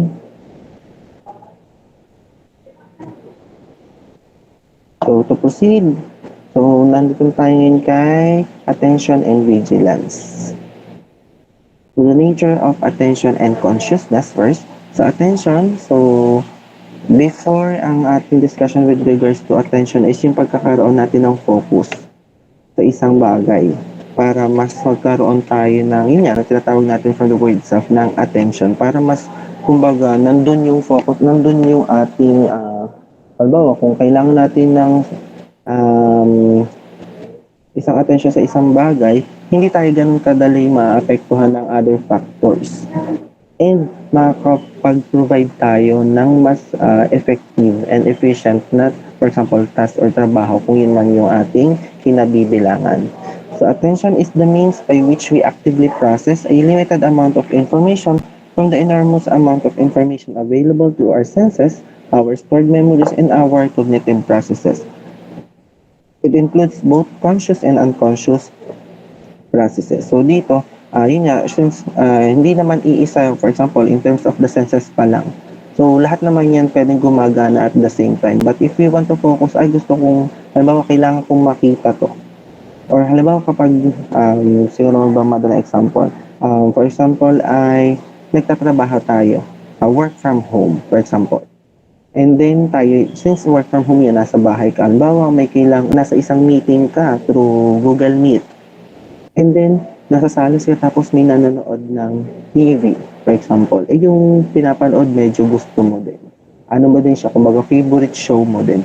So, there is a outside factor that can affect yung sa iyong trabaho wherein pwede kang mag-set doon ng attention wherein since mahalaga from the word itself, yun, mahalaga.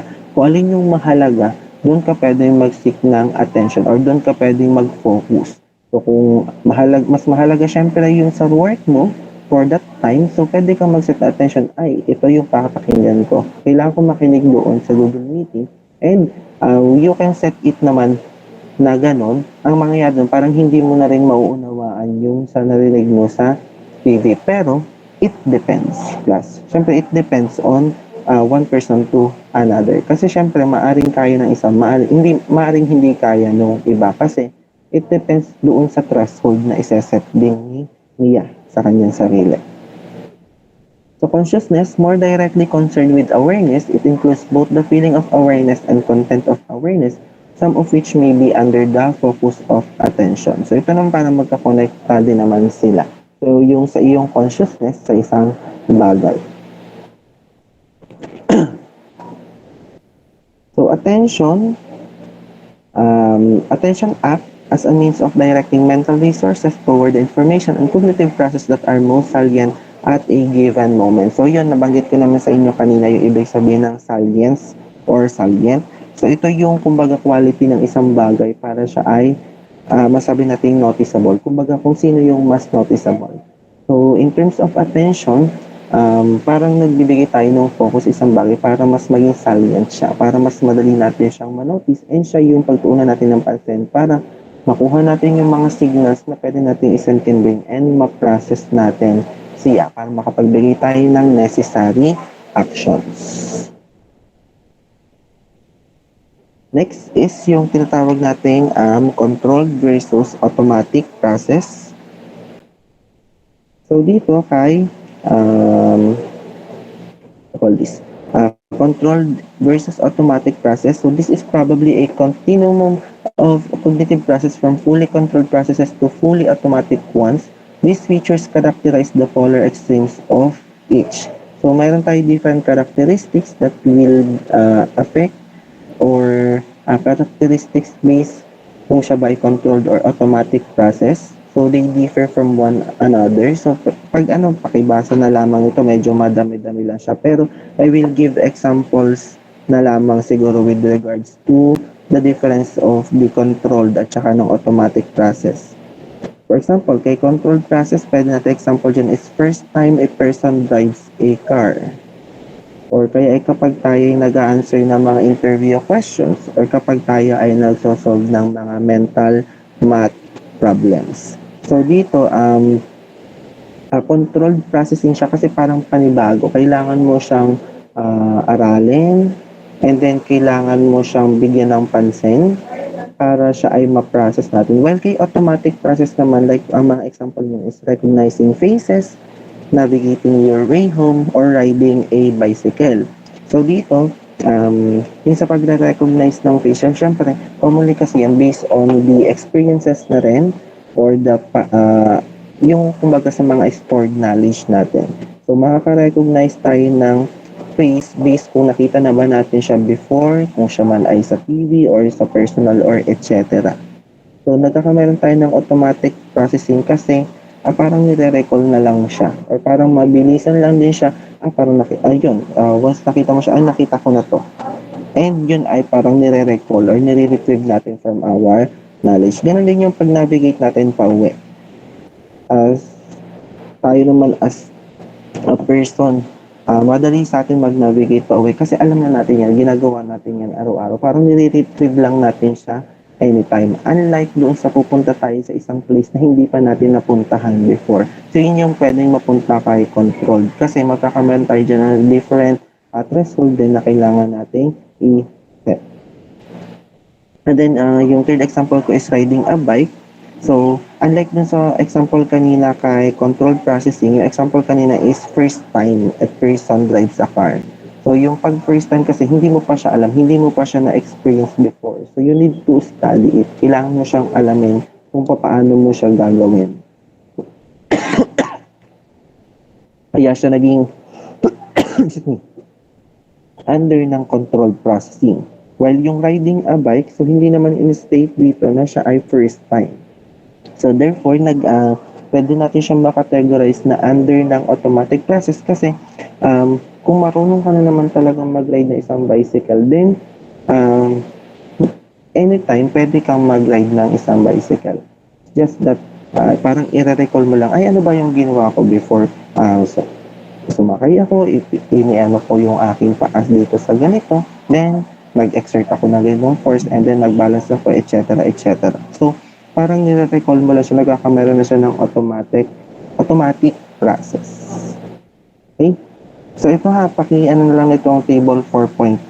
So, nandito yung different characteristic natin, comparing controlled process and automatic processes.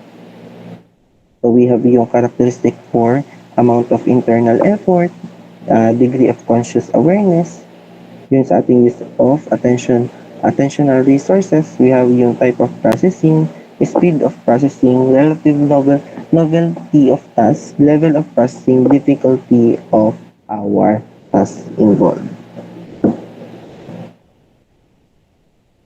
Yan.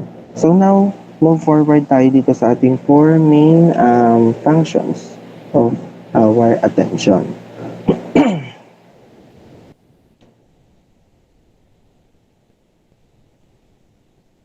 So, sa four main function of our attention, so yung apat yun, we have yung tinatawag natin vigilance and signal detection. Meron tayong tinatawag na search, meron tayong tinatawag na selective attention, and meron tayong lastly yung divided attention. So, i-discuss natin sila one by one. Okay? So, first natin is yung tinatawag nating vigilance and signal detection. So, we vigilantly try to detect whether we did or did not sense a signal, a particular target stimulus of interest. So, vigilance is the state of being watchful or alert for danger or some other kind of trouble. So, yun nga, nabanggit ko naman din yan kanina. Or also, pwede nating i-define si vigilance as act of being careful. So, vigilance also refers to a person's ability to attend to a field of stimulation over a prolonged period during which the person seeks to detect the appearance of a particular target stimulus of interest. So, yung mga example natin na bigay dyan kanina, like for example is yung nagwo-work sa isang airport wherein siya ay dapat ay magde-detect kung may mga harmful what do you call this? Yung mga harmful between doon sa mga luggage, yung through the use of X-ray scanners din sa isang airport. And then also yung sa ating mga nasa quality checkers. Yan. So, second one is yung tinatawag natin na, ganun pa ba? Vigilance and signal detection. Pwede natin example also, in a dark street, we may try to detect unwelcome sight or sounds. And in a company, detect waste, risk, and hazard. So, yun nga, parang kasamahan din siya nung kanina natin example wherein sa isang company, mayroon tayong mga quality checkers. So, ano ba yung kanilang task?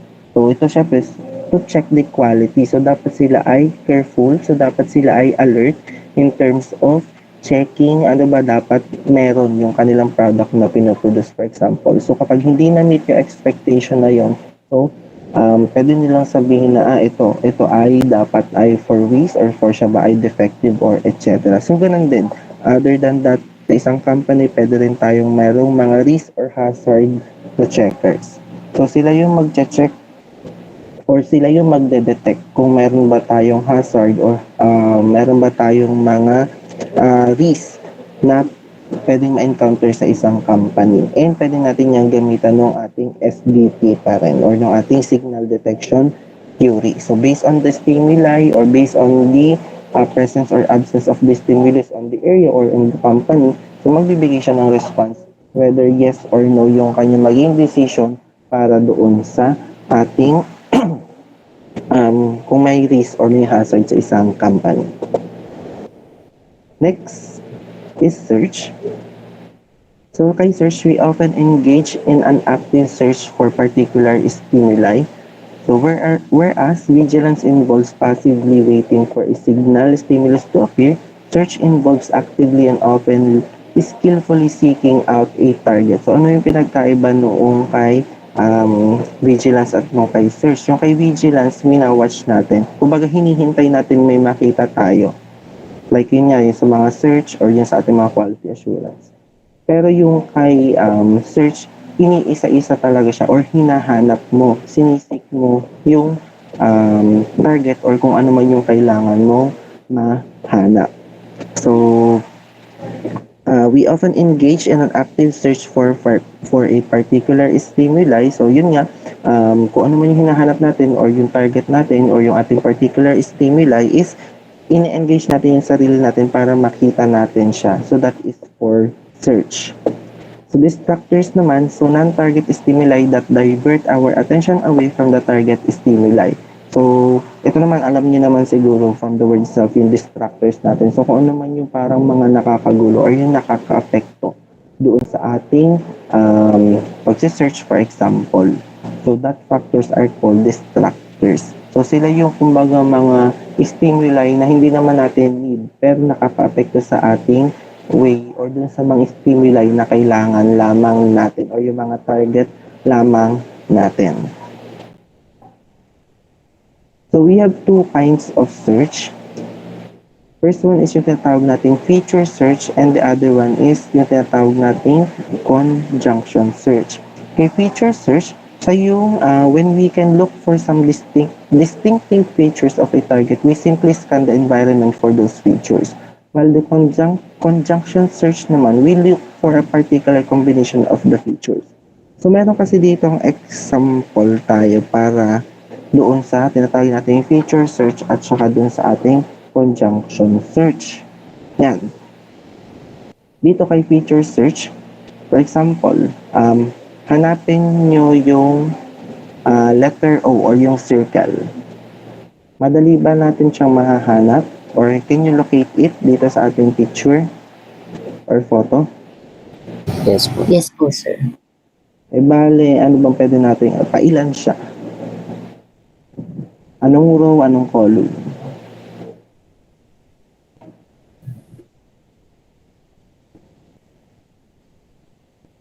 Anyone?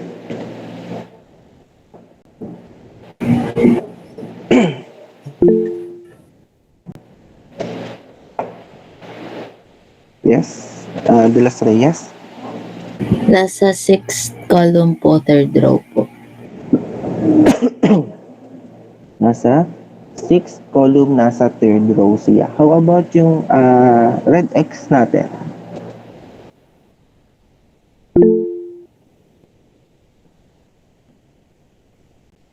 Yes, Mercado. Nasa second column po, 5th row.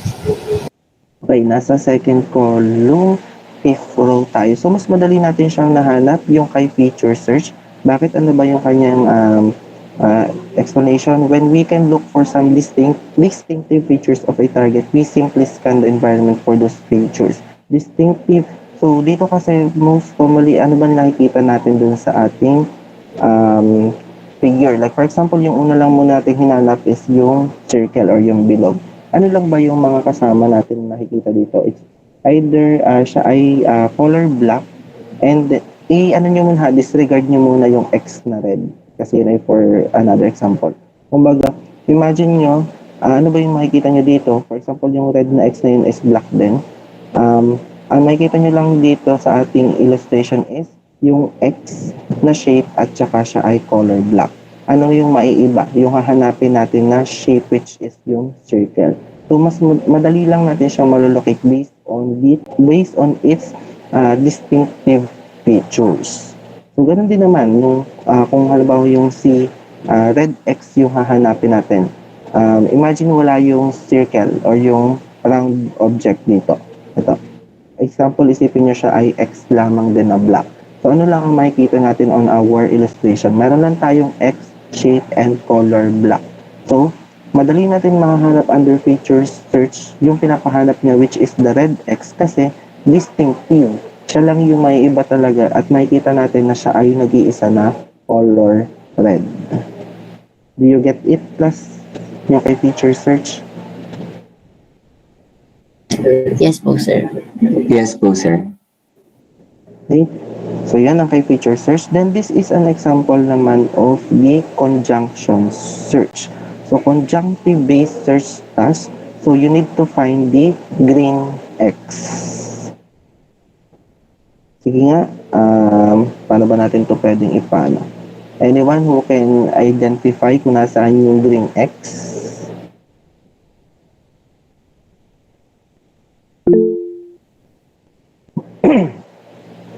Yes. Ano ba ito? Wala. John Patrick? Nasa may lower left po, pero medyo malapit din sa center. Okay, so ito yung area na binabanggit, tama? Opo, yung gitna po niyan, sir. Okay, so yung gitna ito, which is ito. Yan.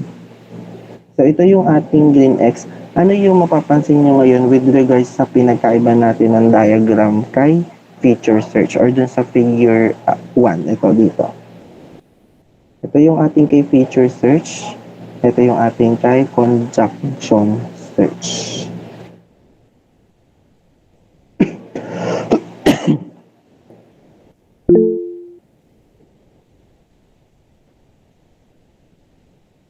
Yes, De Los Reyes. Medyo may pagka-obvious po yung object na hinahanap po sa first, Dito. yung sa feature search po, opo. Unlike po sa conjunction po ay medyo need po ng focus po and attention po sa kung ano po talaga yung hinahanap dahil po may distractions pong kasama po. Okay. Okay. So, ito, based on our definition of thinking, Ms. De Los Reyes, tama din naman siya. And also, we look for a particular combination of features. Kasi dito kay balik muna tayo kay feature search. Kung papansin nyo, kay feature search na po, meron lang tayong two shapes, which is yung X and round. So, kung pag pinahanap natin yung round or yung circle, madali natin siyang malolocate. May dalawa lang din siyang kulay, it's either red or black.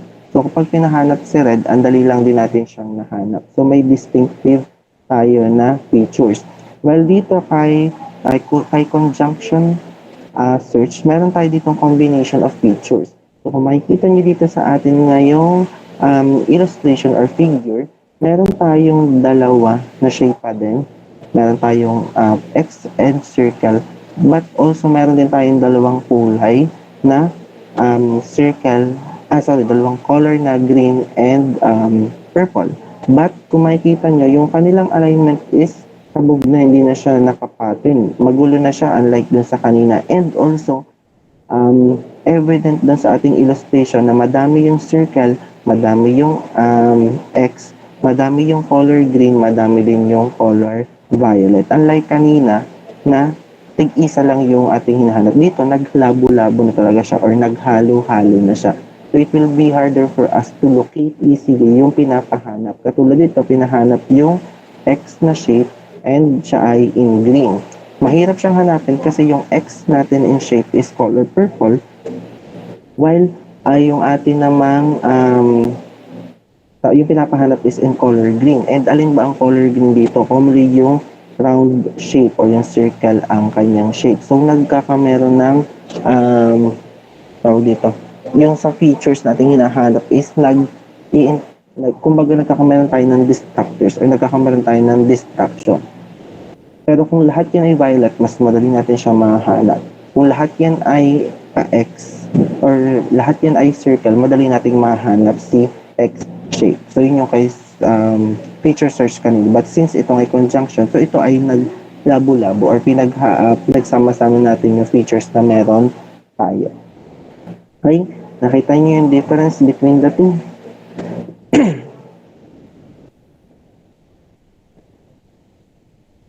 May question Yes, kayo dito, class? Yes po, sir.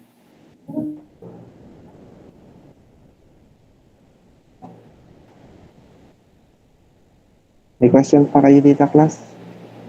Wala naman po. Wala naman po, sir. Okay, how about the others? Tulog na ata ang iba, class.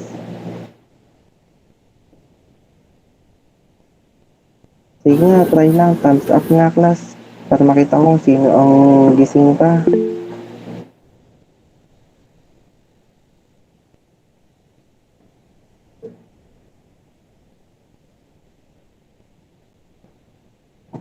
Okay. Okay, thank you. Sige, pwede nang ibaba uli. Pwede nang okay. Continue lang natin. Thank you. So, under pa rin tayo ng search, we have what we call feature integration theory by Anne Treisman. So, each of us has a mental map for representing the given set of features for a particular item like yung ating mga shape, size, and color. So, madali natin yan na detect. Kasi, kumbaga yan ay nasa nasa stored knowledge na rin natin. Alam natin kung ano yung mga particular shape, size, and yung mga color. So, during feature searches, we monitor the relevant feature map for the presence of any activation in the visual field.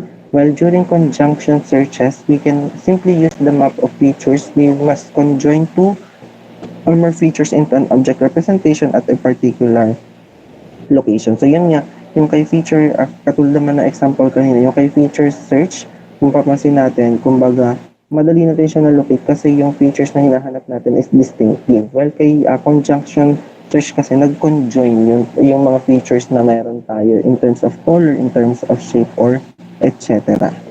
So itong kay feature integration theory ni Anne Treisman, so ito ay nagmula noong 1980. So hindi lang siya nakasulat dyan.